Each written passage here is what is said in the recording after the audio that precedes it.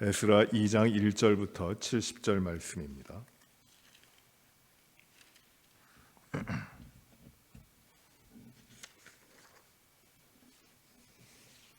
1절을 제가 먼저 봉독합니다.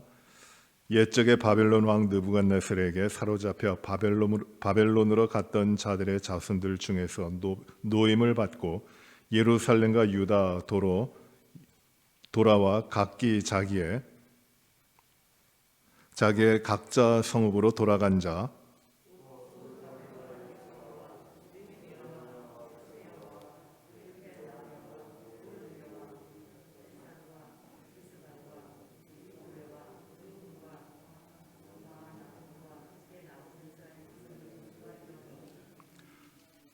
바로스 자손이 2172명이요 아라 자손이 775명이요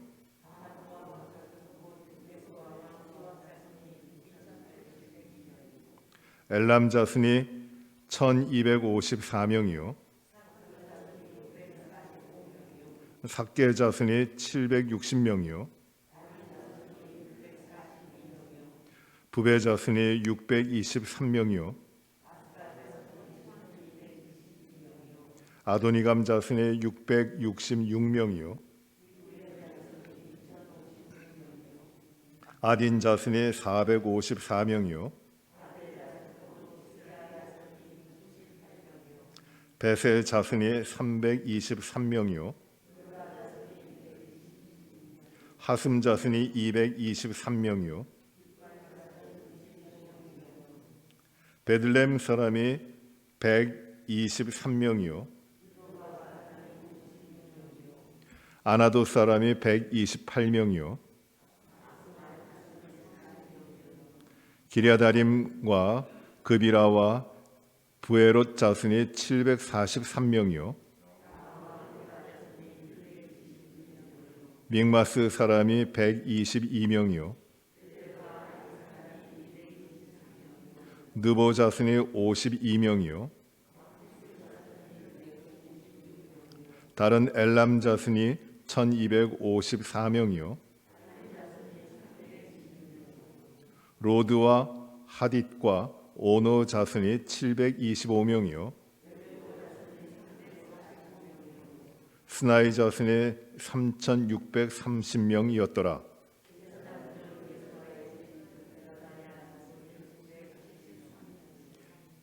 임멜 자손이 1052명이요 하림 자손이 1070명이었더라.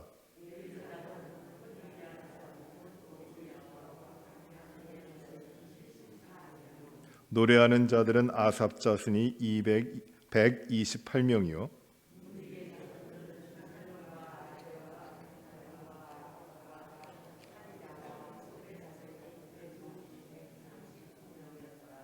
느디님 사람들은 사 자손과 하스바 자손과 답바웃 자손과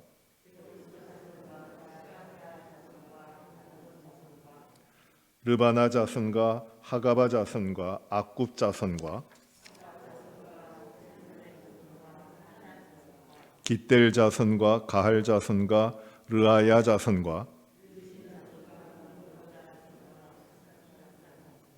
우사 자손과 바세아 자손과 베세 자손과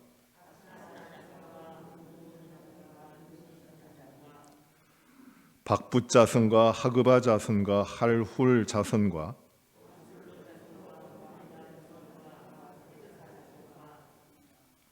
바르고스 자손과 시스라 자손과 데마 자손과 솔로몬의 신하의 자손은 소대 자손과 하소베렛 자손과 부르다 자손과 스바디아 자손과 핫딜 자손과 보게렛 하스 바임 자손과 아미 자손이니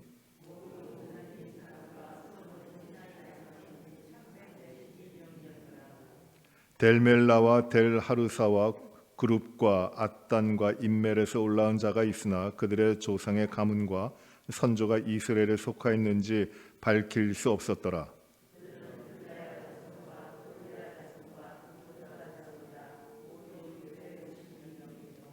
제사장 중에는 하바야 자손과 학고스 자손과 바르실레 자손이니 바르실레는 길르앗 사람 바르실레의 딸 중에 한 사람을 아내로 삼고 바르실레 이름을 따른 자라.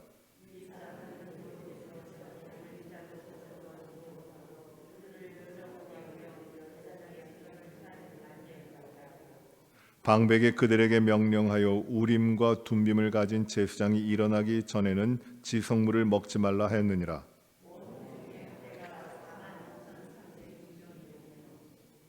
그 외에 남종과 여종이 7,337명이요 노래하는 남녀가 200명이요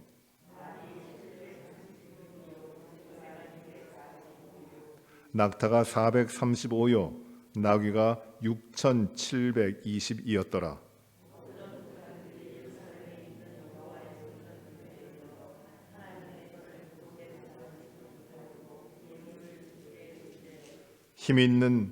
힘 잘하는 대로 공사하는 금고에 드리니 금이 6만 1,000 다리시요 은이 5천만에요 제사장의 옷이 100벌이었더라.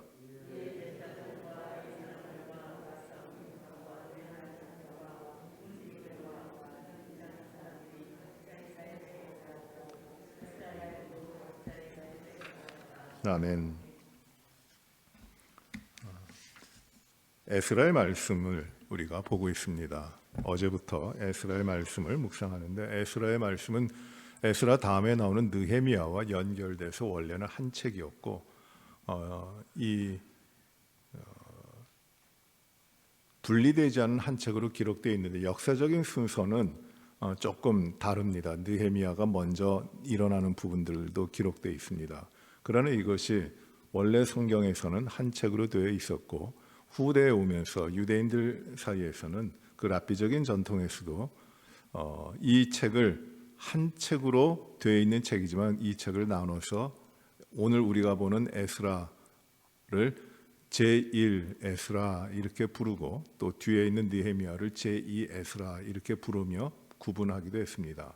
그러나 그 내용이 이스라엘 백성들을 하나님께서 그 바빌론의 포로로부터 돌아오게 하셔서 성전을 건축하고 그리고 율법과 하나님의 말씀을 새롭게 하며 그리고 성벽을 예루살렘의 성벽을 건축하는 그런 일들에 대해서 기록하고 있는 것입니다.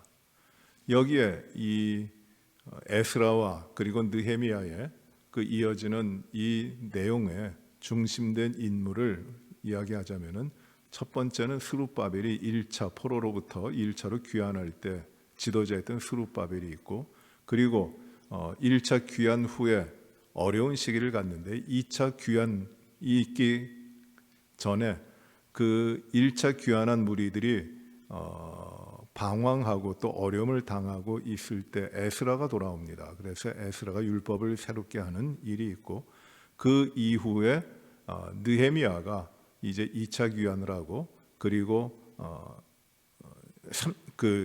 느헤미야가 3차 귀환을 하게 돼서 이제 예루살렘에서 이스라엘 백성들이 새롭게 되며 하나님이 약속하신 대로 바벨론의 포로로 끌려가지만은 70년 후에 하나님께서 완전하게 새롭게 하시는 그런 일들을 이제 이스라엘 백성들 가운데 이루어지게 되는 겁니다. 이스라엘 백성은 하나님의 택하신 백성이고 하나님의 나라입니다. 하나님의 언약된 백성입니다. 그런데 그들이 솔로몬 이후에 그 나라가 북쪽 이스라엘과 남쪽 유다로 나눠졌고 그 나눠진 이후에도 계속해서 하나님을 떠나서 우상 숭배하고 하나님과의 언약을 깨고 죄악 가운데 들어갑니다. 돌아오라 돌아오라 선지자를 통하여 하나님께서 많은 말씀을 하셨고 그렇게 독촉을 하시고 불러드리려고 하셨지만 그들은 계속해서 범죄했고 극악한 죄악에 빠지고 우상에 가득 차고 하나님을 떠나게 됩니다. 그에 대한 심판으로 하나님께서는 북쪽 이스라엘 왕국을 먼저 아수르의 심판을 받아 아수르의 침범을 받아 멸망하게 하시고 포로로 끌려가게 하시고 흩어버리십니다. 그래서 이스라엘의 12지파 가운데 북쪽 이스라엘에 속해 있었던 10지파는 흔적도 없이 그 지파가 다 사라집니다. 이렇게 북쪽 이스라엘로 끌려간 것이 722년입니다. 주님 나시기 전 722년입니다. 그리고 남쪽에 남아있는 유다 왕국, 그 두 지파로 되어 있는 유다 왕국도 간신히 버티다가 결국 586년에 바벨론에 의해서 완전히 멸망하게 되고 다 끌려갑니다. 그리고 흩어집니다. 하나님께서 이렇게 이스라엘 백성들을 아수르와 아시리아와 바벨론의 포로로 다 잡혀가게 하시고 그 민족을 흩으시는데 여기는 두 가지 의미가 있습니다. 그것은 이스라엘 백성들이 하나님의 언약의 백성이며 하나님의 백성이지만 하나님을 배반한 것이고 하나님과 언약을 따르지 않음에 대한 하나님의 징계예요. 그래서 이스라엘 백성들은 하나님이 흩으시는 겁니다. 또 그렇지만 하나님께서는 이 하나님께서 징계하시는 이스라엘의 포로됨이 오래가지 않을 것이다, 일시적인 것이다 말씀하시고 예레미야를 통하여 그 시기가 70년이다 이렇게 깨우치게 하시면서 그 70년의 포로 생활이 지나면 내가 이스라엘 백성을 돌아오게 하고 그들을 통해서 이스라엘을 새롭게 할 것이다 라고 하십니다. 그래서 이제 바벨론으로 포로로 잡혀간 이후에 70년이 됐을 때 이스라엘 백성들은 예루살렘에 성전을 짓고 회복하게 되며 그리고 이제 하나님의 백성으로서 거룩한 삶을 살아가고자 하나님께서 이렇게 인도하시는 겁니다.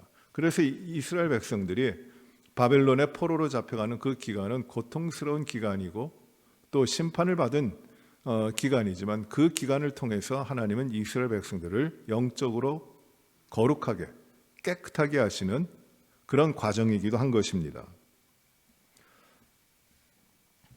이스라엘 백성들이 바벨론의 포로로 잡혀갔습니다.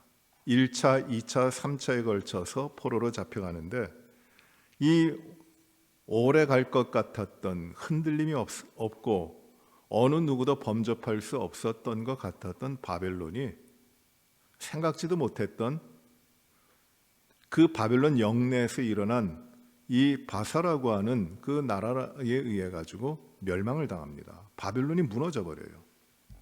바벨론은 엄청난 나라였습니다. 정말 사람들이 인류 역사 가운데 세울 수 있는 그 나라 가운데 가장 강력한 나라, 영향력 있는 나라, 힘센 나라가 바로 바벨론이었는데 이 바벨론이 무너져 버립니다. 그 바벨론을 무너뜨린 것이 바로 페르시아, 바사인데 작은 곳에서 시작해서 이 바사가 영역을 확장하고 결국 바벨론을 무찌르게 되는데 거기에 초대 그 바사를 이끌었던 그 왕이 고레스입니다. 고레스예요. 성경에 많이 등장합니다. 굉장히 중요한 인물입니다. 그런데 고레스가 이 바사를 세우고 바사를 통하여 이 바벨론을 정복하고 온 세계를 지배하게 되는데 그때에 이 고레스가 하는 정책이 무엇이냐면 정복했던 여러 민족들, 포로로 잡아온 민족들, 그 민족들에게 이제 너희들은 고향으로 돌아가라. 그리고 너희들이 믿는 신을 따라 너희들의 믿음의 삶을 살아라. 종교적인 자유를 허락하는 것이에요. 너희들이 고향으로 돌아가서 너희가 믿을 신을 섬겨라. 그리고 너희들이 지은 그 신을 섬기기 위해서 예배당을 재건하라고 하는 칙령을 내립니다. 그런데 여러 민족이 있었지만 그 바사에 의해 가지고 통치를 받고 있는 여러 민족이 있었지만 유독 그 고레스의 칙령에 대하여 가장 먼저 반응하고 그 먼저 움직이는 그 민족이 누구냐면 유대인들이에요. 그래서 유대인들은 이 고레스의 칙령이 있자마자 한 200만 명이 그 땅에 포로 생활을 하고 있었다고 생각이 드는데 그 중에서 자원하는 자들이 마음의 감동을 받은 자들이 이제 예루살렘을 향하여 떠나게 되는 겁니다. 그 떠나는 명단이 이제 그 마음의 감동을 받아서 이제 예루살렘으로 들어가 성전을 재건하고 성전을 다시금 짓고 그리고 하나님을 예배하겠다 하면서 자원하고 나선 자들이 오늘 그 오늘 이 에스라 2장에 길게 우리가 읽었습니다. 그 사람들입니다. 그 이름이 쫙 기록되어 있는 것이에요. 그리고 느헤미야, 뒤에 나오는 느헤미야 5장을 보시더라도 그들의 이름들이 나와 있습니다. 대단히 중요한 거죠. 우리가 본 에스라 1장 5절에 보시면은 1장 5절에 보시면 이렇게 말씀합니다. 이에 유다와 베냐민 족장들과 제사장들과 레위 사람들과 그 마음이 하나님께 감동을 받고 올라가서 예루살렘에 여호와의 성전을 건축하고자 하는 자가 다 일어나니라고 말씀합니다. 고레스의 측량에 따라서 이제 하나님 그 마음에 감동을 주세요. 하나님이 그 마음에 들어와 숨을 쉬는 것이에요. 그래서 하나님 마음을 가지게 됩니다. 어떤 마음을 가지게 됩니까? 하나님이 주신 마음이 무엇입니까? 그것은 이겁니다. 예루살렘으로 돌아가자. 폐허가 됐습니다. 다 부셔졌습니다. 그렇지만 이 예루살렘으로 돌아가자. 거기서 무엇을 합니까? 거기서 무엇을 하냐면 우리가 여호와의 성전을 짓자. 예루살렘에 세울 하나님의 성전을 건축하자. 거기서 예배를 드리자. 우리 하나님께 예배를 드리자. 잊었던 하나님, 우리가 하나님을 잊었기 때문에 우리가 이렇게 고생을 하고 이렇게 흩어졌고 포로가 됐는데 이제 우리가 예루살렘으로 돌아가서 오직 하나님만 예배하자 하는 그 감동이, 그 마음의 소원이 있게 되는 것이에요. 그렇게 하나님께서 그 마음을 감동하시고 예루살렘에 올라가서 성전을 짓고 하나님께 예배하고 하나님을 경배하고자 하는 그 모든 것을 다 내려두고 예루살렘으로 돌아가고자 하는 자들이 나선 겁니다. 거기에는 그 명단이 쭉 나옵니다. 먼저 그 명단을 보시면은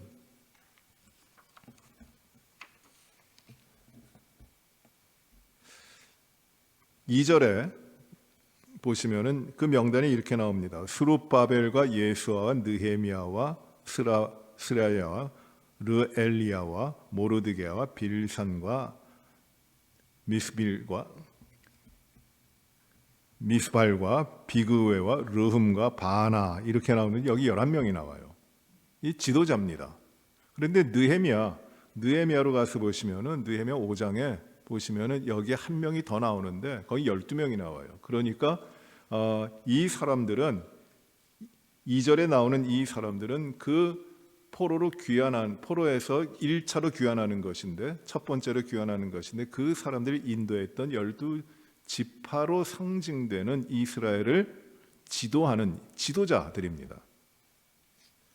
그렇게 나오고 지도자들이 나오고 그리고 3절부터 20절까지 보시면은 이제 누구누구의 자손이다 하면서 나옵니다. 바로스 자손, 스바데 자손 쭉 나옵니다. 그래서 20절에 깃발 자손까지 쭉 나옵니다. 그러니까 이제 여기에서 무엇을 말씀하냐 하면 그 조상에 따라서 누구의 자손이냐를 해가지고 그 이름들이 쭉 나오는 것이에요. 많은 사람들이 귀환을 합니다. 그리고 21절부터 보시면은 21절부터 35절까지 보시면은 어떻게 기록하고 있느냐면 이 사람들 귀환하는 사람들은 어디 출신이냐, 어느 땅의 출신이냐를 따라서 쭉 기록하고 있습니다.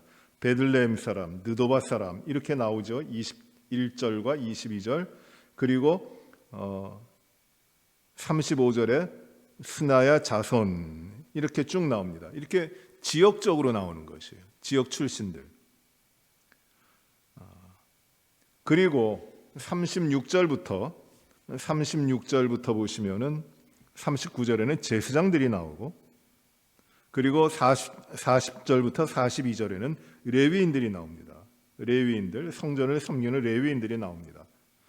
그리고 43절부터 58절에 보시면은 좀 생소합니다만 어떤 사람들이 나오냐면 느디님 사람이 나와요. 느디님 사람은 누구냐 하면 이스라엘 백성이 아닙니다. 그런데 이스라엘 사람들이 그 전쟁을 많이 했잖아요. 그래가지고 그 전쟁 가운데 이스라엘에게 포로가 돼갖고 이스라엘 안에 들어온 사람들이에요. 그래서 이스라엘 백성은 아니지만 이스라엘에 들어와서 사는데 그들이 성전을 위해서 나무를 패고 물을 깃는 섬기는 자가 된 겁니다. 근데 그들이 비록 이스라엘 백성들은 아니고 포로로 들어온 자들이지만 하나님을, 여호와 하나님을 극진히 진실되게 믿는 사람들이에요.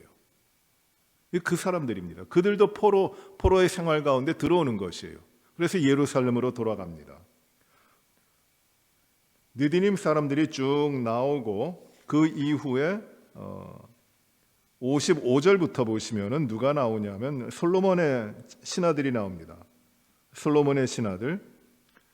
그 58절에 이렇게 이야기합니다. 모든 느디님 사람과 솔로몬의 신하의 자손이라고 나오는데 솔로몬의 신하들도 나와요. 그래서 솔로몬의 신하가 많을 텐데 여기 특별히 언급된 솔로몬의 신하는 어떤 사람들이냐면은 이방인들이었습니다. 그러나 이방인들이었지만 이스라엘 백성들에게 속하여 하나님과 언약을 지키며 신실하게 하나님을 따르던 그런 가운데 솔로몬의 신하가 된 사람들의 자손들이에요. 그들도 있었던 것이에요. 그 다음에 알 수 없는 사람들이 나옵니다. 59절부터 63절까지 보시면은 그 출신이 어디인지 알 수 없는 사람들이 있습니다. 59절에 이렇게 말씀하죠. 후반에 그들의 조상의 가문과 선조가 이스라엘에 속하 있는지 밝힐 수 없는 사람들이에요. 같이 있는데 그 조상이 어떤 사람인지 밝히지 못할 사람들입니다. 그 사람들이 쭉 나옵니다. 그리고 60 이렇게 쭉 나오는데 이 숫자를 전체를 보면은 몇 명이라고 되냐면 64절에 보시면은 온 회중의 합계가 42,360명이라고 합니다. 42,360명입니다. 그런데 앞에서 우리가 2절부터 11명이 지도자가 나오고 그 다음에 바로스 자손이 2,170명이 나오고 이 자손은 몇 명이고 어디 출신이 몇 명이고 하는데 그 인원을 다 합쳐보면은 계산해 보면 그게 몇 명이냐면은 29,818명이에요. 그러니 전체가 49,000명 정도가 되는데 여기 기록된 숫자가 28,000명 정도로 기록되어 있거든요. 그러니까 12,000명 정도, 11,000명이나 12,000명 정도가 되겠군요. 12,000명 정도가 없는 거예요. 그들이 누구겠는가? 전체적으로 거의 5만 명, 49,000명, 5만 명이 1차로 돌아왔는데 여기에 출신이 언급되어 있는 사람들은 29,000명이에요. 그러니 한 12,000명 정도는 어떻게 된 것인가? 라는 의문이 생깁니다. 아마 이걸 것이에요. 여기에 숫자로 계수된 사람들은 남자로 성인 20세 이상 된 남자였을 것이고 거기에 계수되지 않은 어린아이라든지 여자가 얼마가 됐느냐 하면 거기에 따라 같이 온 어린아이와 여자가 한 12,000명 정도가 돼서 이 1차 귀환 시에 그 스룹바벨의 인도를 따라 돌아온 온 이스라엘의 사람의 수는 거의 5만 명이 되었던 것이라고 생각이 됩니다. 그 외에 이제 65절부터 보시면은 남중과 여중이 7,000명이고 7,337명이고 노래하는 자가 200명입니다. 그렇게 해서 종들이 같이 돌아옵니다. 말과 노새, 낙타, 나귀들도 있고 상당히 많습니다. 그리고 68절에 보시면은 어떤 족장들이 예루살렘에 있는 여호와의 성전 터에 이르러 하나님의 전을 그곳에 다시 건축하려고 예물을 기쁘게 드렸다고 합니다. 예루살렘의 성전 터에 이르렀어요. 예전에 솔로몬이 지었던 성전입니다. 그 터에 이르러 보니까 다 무너지고 피폐해지고 아무것도 남은 것이 없는 거예요. 그 마음이 얼마나 비통합니까? 그런데 이 귀환하는 어떤 족장들이 그 예루살렘의 성전터를 보고 이 하나님께 그 성전을 짓기 위하여 다시 건축하려고 예물을 기쁘게 드리기 시작합니다. 원래 1차 귀환할 때 스룹바벨의 지도를 따라서 1차 귀환할 때 그들이 이 고레스 바사 왕이 그 바벨론이 그 예루살렘을 점령할 때 그 성전에 있는 기명들과 모든 것들을 다 가지고 왔는데, 빼앗아 왔는데 그것들을 또 다 줬어요. 고레스가 이스라엘 백성들에게. 그래서 그것들을 가져옵니다. 회복하면서 가져옵니다.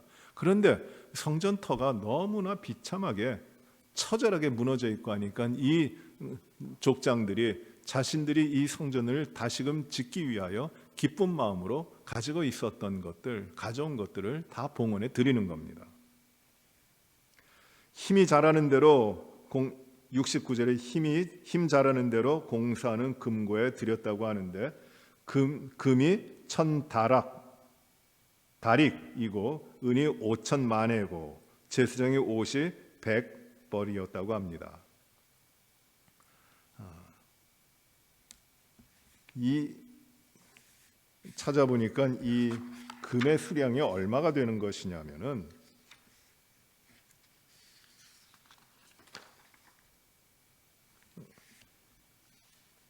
한 50톤 정도 이렇게 되는 것으로 찾아볼 수가 있었어요.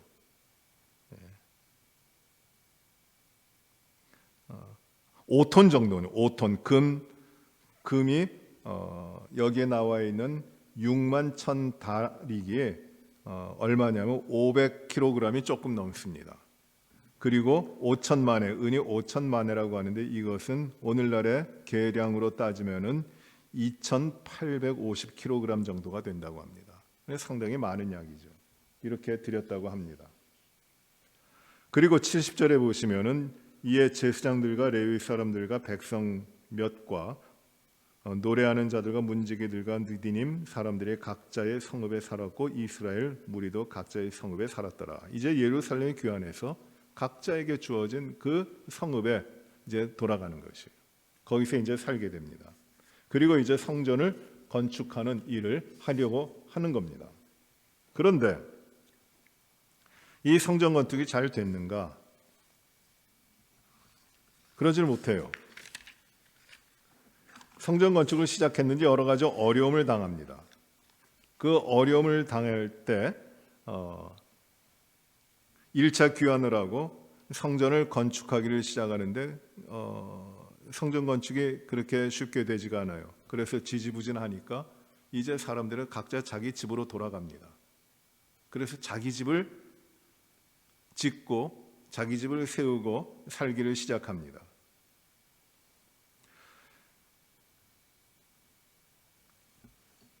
이때 선지자가 나타나요. 그 선지자가 누구냐 하면 학개 선지자입니다. 학개 선지자가 나타납니다. 또 스가랴 선지자도 나타나는데 바로 포로로부터 1차 귀환한 시대에 학개 선지자가 나타납니다. 1차 귀환하고 2차 귀환 사이가 바로 이어지는 것이 아니라 이 사이가 한 80년의 기간이 있어요. 그러니까 그 사이에 일들이 많이 있습니다. 다니엘의 사건이 포로되고 1차 귀환 때 있는 것이고 다니엘의 여러 가지 일들이 또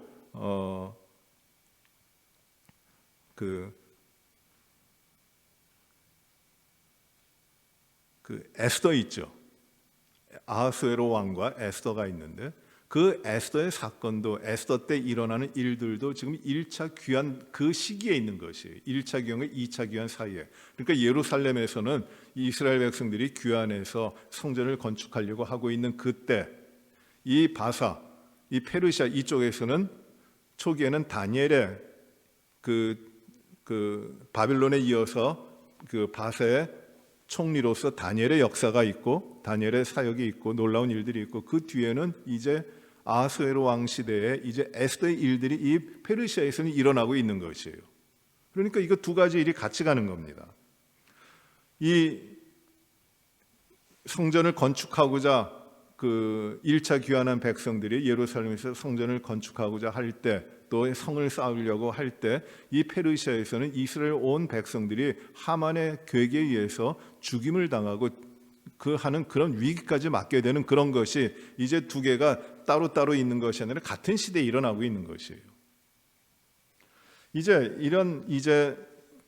예루살렘으로 돌아와서 이 일들이 어떻게 진행되느냐 하는 것이 에스라와 느헤미야를 통해 우리가 쭉 볼 텐데 하나님은 왜 이스라엘 백성들을 이렇게 돌아오게 하시고 예루살렘에 성전을 짓게 하셨는지 그 의미가 무엇인지 오늘 좀 살펴봅니다. 첫째로 두 가지를 우리가 보길 원합니다. 첫째로 이스라엘 백성들에게 하나님은 예루살렘으로 돌아가도록 감동을 주셨어요. 성전을 건축해서 하나님 앞에 예배를 드리도록 감동을 주셨습니다. 이스라엘 백성들은 이제 바빌론의 포로로 잡혀간 다음에 흩어지잖아요. 근데 그때부터 어떤 일들이 생기냐 하면 흩어지는 지역마다 가서 회당을 세웁니다. 그래서 거기서 하나님을 드러내고 이것이 우리가 믿는 유일한 하나님이시니까 하나님이기 때문에 그 하나님께 예배드리기보다도 그것은 어려우니까 그들은 거기서 하나님의 율법을 가르치고 그리고 유대 전통을 가르치는 모여서 가르치는 일들을 많이 해요. 그 중심이 무엇이냐면 회당입니다. 회당들이 이제 각 지역에 세워지는 것이에요. 그때 이 지역별로 흩어진 사람들이 디아스포라입니다. 흩어진 백성들이에요. 이 신약 시대에 눈이 디아스포라가 나오는데 이 흩어진 사람들입니다. 가는 곳마다 회당을 짓고 거기서 율법을 가르치는 것이에요. 그런 일을 통해서 이스라엘 백성들이 유대인들이 자신들의 정체성과 그들이 누구인지에 대해서 배워가고 하나님을 믿게 되고 하나님을 알게 되는 그런 과정을 거칩니다. 그래서 그들은 가는 곳마다 자리를 잡아요. 비록 포로로 잡혀가지만은 그들은 다른 민족들보다도 다른 정복된 민족들보다도 나은 생활을 합니다. 가령 이 바빌론을 포로로 잡혀갔던 사람들 가운데 관리로 등용되는 사람들이 많고 영향력 있는 사람들이 많은데 다니엘과 같이 놀라운 능력을 발휘하고 다스리는 사람도 있잖아요.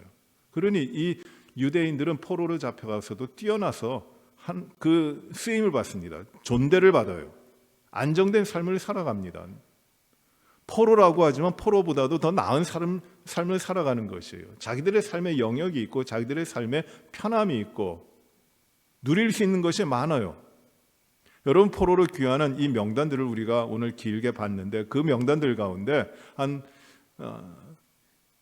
종들이 따라옵니다. 종들도 데리고 옵니다. 종들이 몇 명이냐면 7,300명이 넘어요.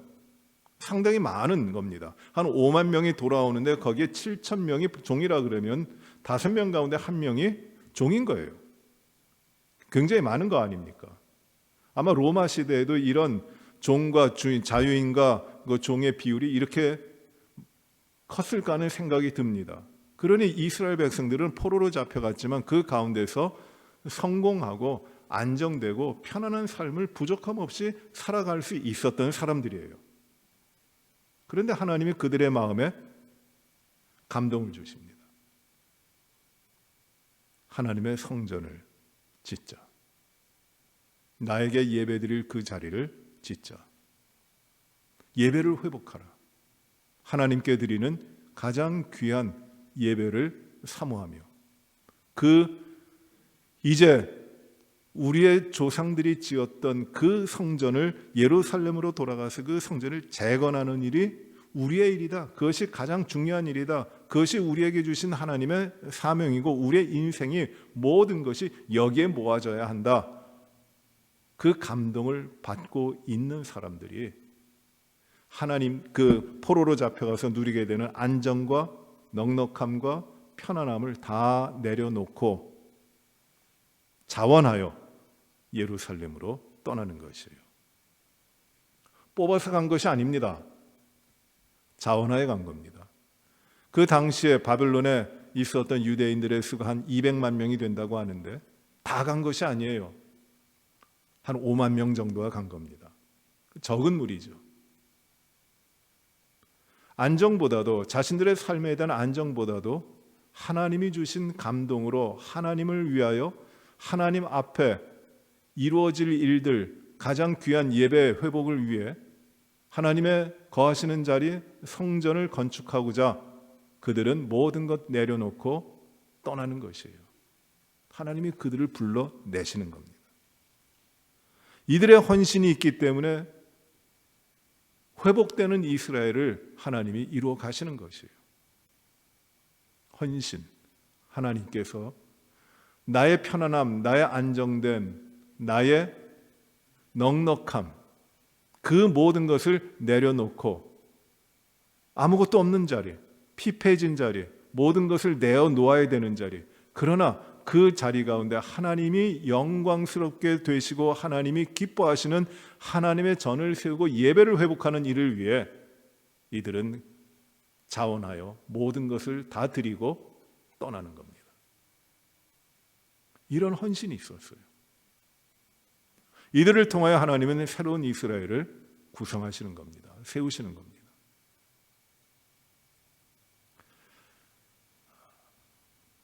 오늘날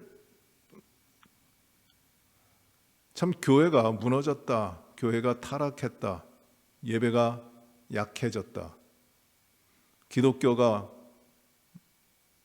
이제는 유명무실해졌다, 그런 이야기들을 많이 합니다. 어느 정도 받아들여야 됩니다. 사실입니다. 어떻게 하면 회복할까요? 무엇이 가장 좋은 길일까요? 이런 방법을 쓰면은 어떤 좋은 방법을 가지고 그 방법을 프로그램을 잘 하면은 그것이 회복될까요? 우리는 어찌 보면은 이 오늘 현대 시대 유혹 많고 볼 거 많고 그리고 분주하고 하나님 이외에 어떤 세상의 다른 것들이 왕노릇하는 이 세계에서 우리는 포로와 같이 잡힌 그런 삶을 살아갑니다. 다 둘러싸여가지고 우리의 생각과 우리의 근거를 잃어버리고 마구 흔들어 놓는 가운데 마치 포로된 자같이 살아가요. 그때 하나님이 원하시는 것은 무엇이냐면은 하나님 앞에 감동을 받아 자신의 편안함과 안락됨과 안전됨을 누리기보다도 그것을 내어놓고 하나님이 기뻐하시는 하나님의 예배를 위해, 하나님께 드리는 예배를 위해, 하나님의 성전을 위해 자신의 모든 걸 내려놓고 떠날 수 있는 사람들을 하나님이 찾고 계시는 것이죠. 안주하면은, 바벨론에 안주하면은 아무것도 이루어지지 않지만 하나님의 감동으로 하나님의 임재와 하나님의 성전과 하나님께 드릴 진정된 예배를 위해 있는 자리에서 떠나 하나님이 보이시는 곳으로 나가는 사람들, 그 사람들이 새로운 이스라엘을 만드는 것이에요. 그들을 통하여 이스라엘이 이루어집니다. 오늘날도 우리는 이것을 기억해야 됩니다. 우리의 안전되고 편안함을 내려놓고 주님의 감동으로 주의 성전을 위해, 예배를 위해 우리 자신들이 일어나야 됩니다. 그 감동을 주시는 것이에요. 여기에 회복이 있습니다.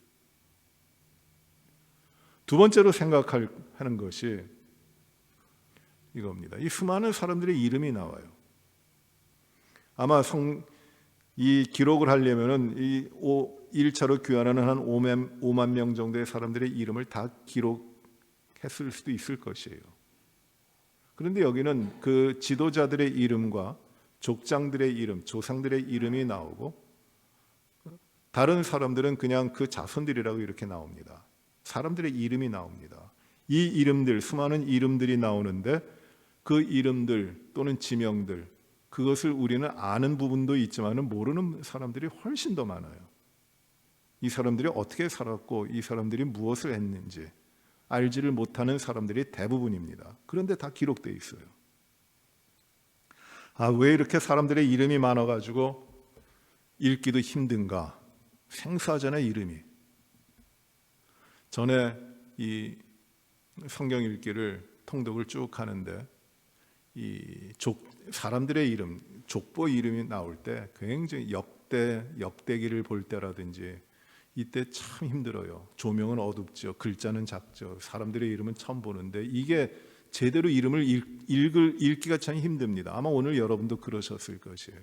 그 사람들의 이름이 왜 이렇게 많이 나오는가? 지명들이 왜 이렇게 많이 나오는가? 이것이 나하고 무슨 의미가 있을 것인가? 무슨 의미가 있을까요?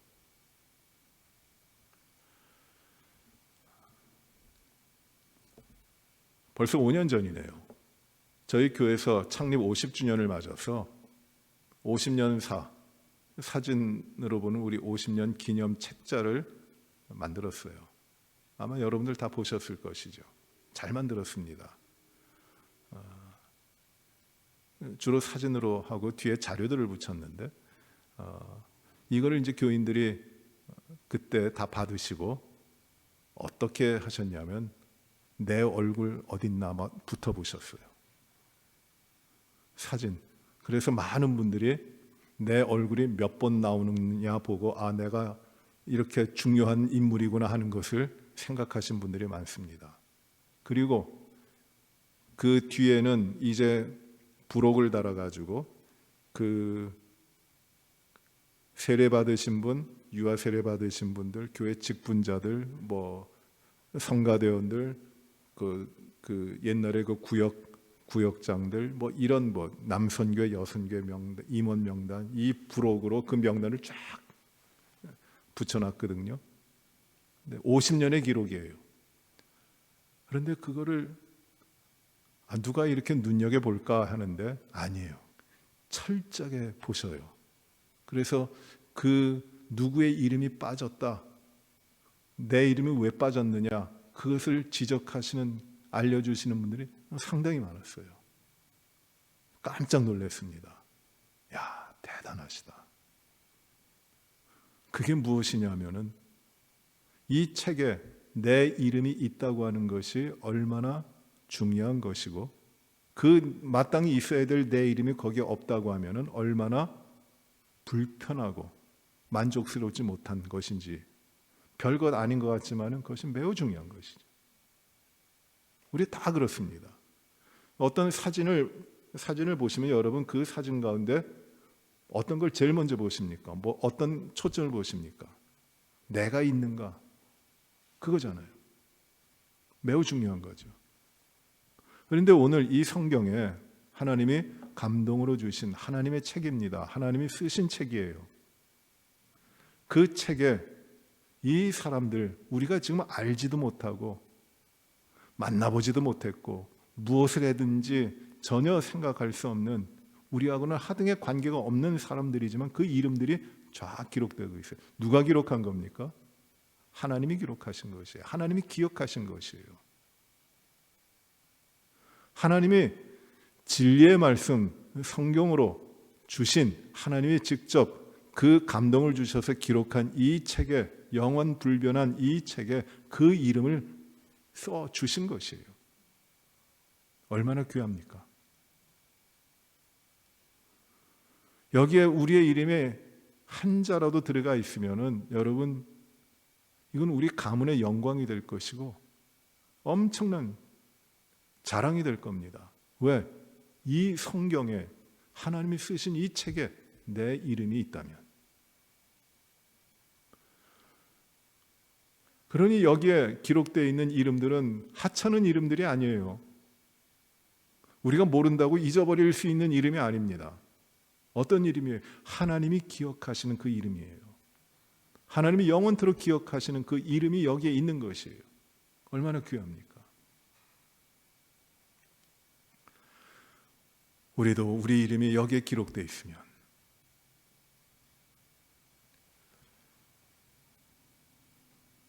이런 생각이 들어요.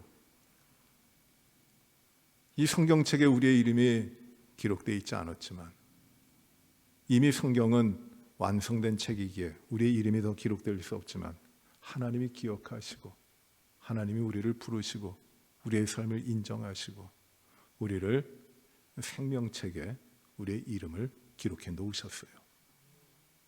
얼마나 복된 겁니까?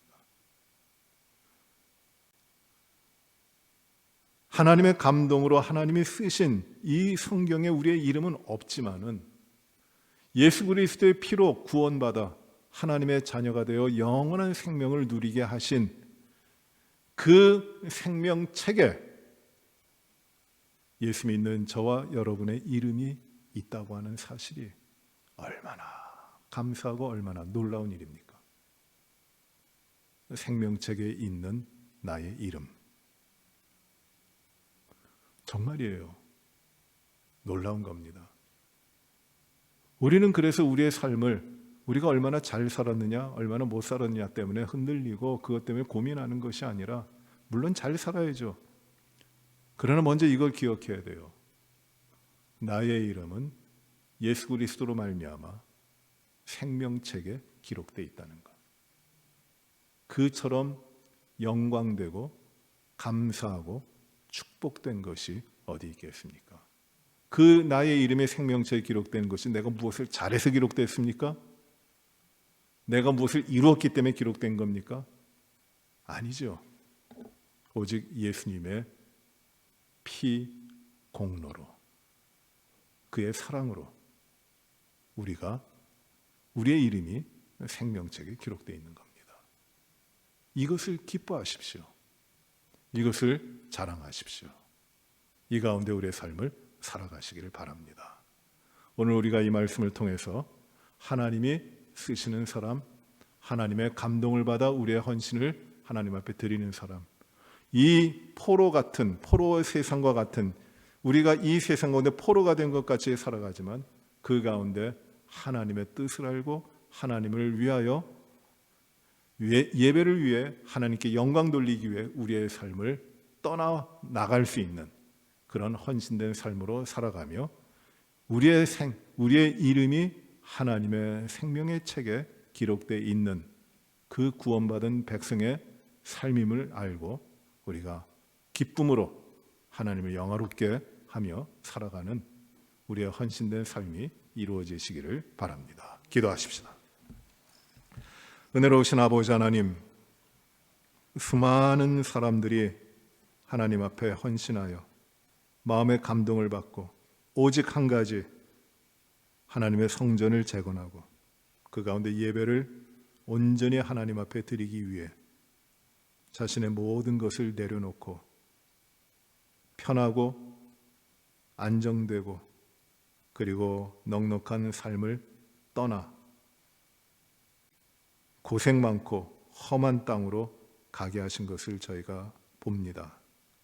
하나님, 포로와 같은 이 세상의 삶에서 우리 믿음의 진리가 흐트러지고 예수 믿는 사람들의 진정한 예배가 무너져 가고 있는 이때에 우리의 모든 것들을 내려놓고 주님 앞에 온전한 성전을 세우며 예배를 드리도록, 하나님께서 기뻐하시고 영광 받으시도록 우리의 모든 삶을 드리고 나아가는 저희들의 삶의 변화가 있게 하여 주시옵소서.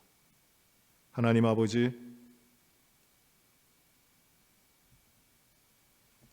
하나님의 생명의 책에 저희들의 이름이 예수 그리스도로 말미암아 기록되어 있음을 기억하고 우리를 구원하신 주님 앞에 큰 감사와 영광을 올려드리는 저희들의 삶이 오늘도 이루어지게 하여 주시옵소서.